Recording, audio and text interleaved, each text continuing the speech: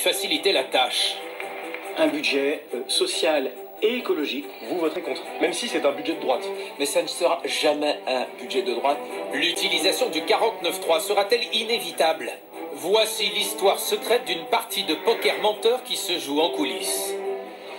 Officiellement, l'exécutif fait tout pour l'éviter, conscient que le 49.3 a mauvaise presse. Pour un président qui prône l'apaisement, ce ne serait pas terrible, concède un député de la majorité. D'autres ont un avis différent. Il faut banaliser le recours potentiel au 49.3. Pour mettre en scène cette ouverture supposée du gouvernement, Gabriel Attal a convié à Bercy les oppositions pour discuter du budget en amont, façon de faire peser sur elle la responsabilité d'un éventuel blocage, mais ça n'est pas gagné. C'est une énième manœuvre de diversion pour faire croire qu'il consulte alors qu'il ne consulte rien du tout, assène un proche de Marine Le Pen. Le vote du budget est un marqueur qui place dans l'opposition. Ça sent la panique parce que le bateau prend l'eau, sourit un stratège des Républicains.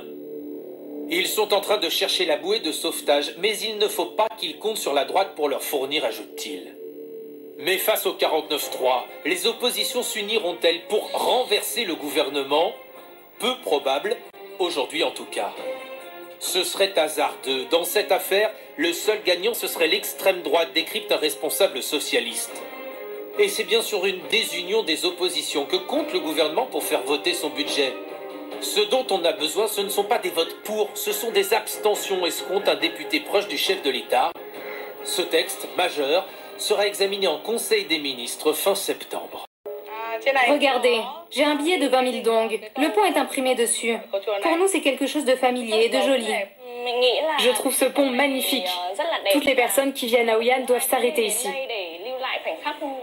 Conçu par une communauté de marchands japonais, ce pont, selon les croyances locales, a aussi permis d'apaiser des démons qui causaient du mal à la ville.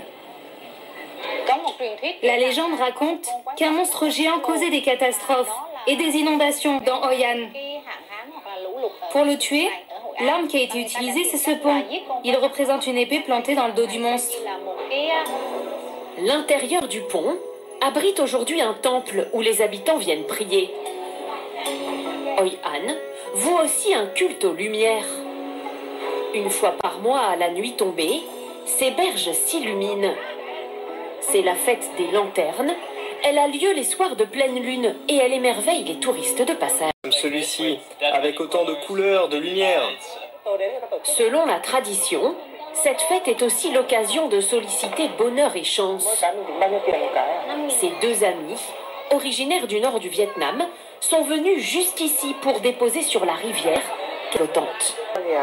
Ces bougies se sont